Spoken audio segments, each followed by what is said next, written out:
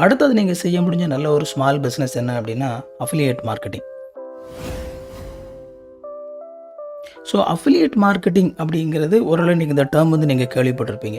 இந்த affiliate marketing நிறைய நேரங்களில் பெரிய பெரிய கம்பெனிஸுக்கு வந்து இந்த மாதிரியான அஃபிலியேட் மார்க்கெட்டிங் நிறைய பேர் செய்கிறாங்க. உதாரணத்துக்கு அமேசானில் அஃபிலியேட் மார்க்கெட்டிங் இருக்குது, ஃப்ளிப்கார்ட்டில் அஃபிலியேட் மார்க்கெட்டிங் இருக்குது. இன்னும் இந்த மாதிரியான ஆன்லைன் தளங்களில் வந்து நிறைய பேர் ரொம்ப ஈஸியாக அஃபிலியேட் மார்க்கெட்டிங்கில் ஜாயின் பண்ணி ப்ராடக்ட்டை ஷேர் பண்ணுறாங்க. ஆனால் இது வந்து ரொம்ப க்ரௌடட் ஆகிட்டனால இன்றைக்கி வந்து இந்த அஃபிலியேட் மார்க்கெட்டிங் அப்படிங்கிறது வந்து நிறைய பேரால் எதுவுமே செய்ய முடியாது அப்படிங்கிற ஒரு சூழ்நிலையும் உருவாகிருக்குது.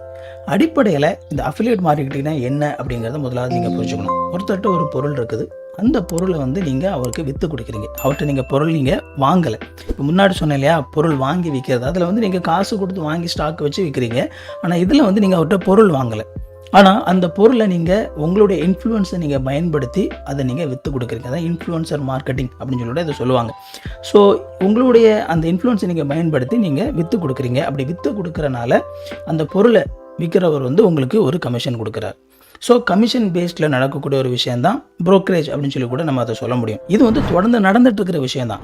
ஆக்சுவலாக வந்து ஒவ்வொரு முறை அந்த லேண்ட் ப்ரொமோட்டர்ஸ், லேண்ட் விற்கிறவங்க எல்லாருமே பார்த்தீங்க அப்படின்னா அவங்க செய்கிறது ஒரு அஃபிலியேட் மார்க்கெட்டிங் தான். ஏன்னா லேண்ட் அவங்களுக்கு சொந்தமான லேண்டு கிடையாது, இன்னொருத்தருக்கு சொந்தமான ஒரு லேண்ட்.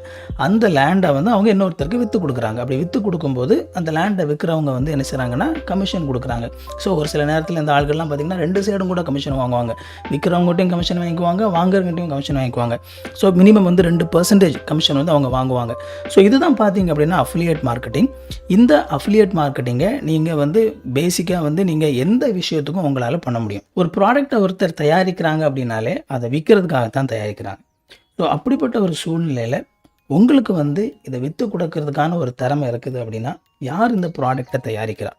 இப்போ அவங்ககிட்ட நீங்கள் நேரடியாக பேசலாம். பேசி, சார் நான் வந்து உங்களுக்கு இந்த ப்ராடக்டை நான் இந்த அளவுக்கு விற்று கொடுக்குறேன், ஸோ எனக்கு எவ்வளவு நீங்கள் கமிஷன் கொடுப்பீங்க? ஸோ இந்த மாதிரி நீங்கள் வந்து பேசி அவங்ககிட்ட அந்த டேர்ம்ஸ் வந்து நீங்கள் பேசிக்கிட்டு நீங்கள் விற்று கொடுத்தீங்க அப்படின்னா இதை கூட நிறைய பேர் வந்து உங்களுக்கு நிறைய பேர் பொருள் இந்த மாதிரியான ப்ராடக்ட் வந்து விற்று கொடுக்கும்போது கமிஷன் கொடுக்கறதுக்கு ரெடியாக இருக்கிறாங்க.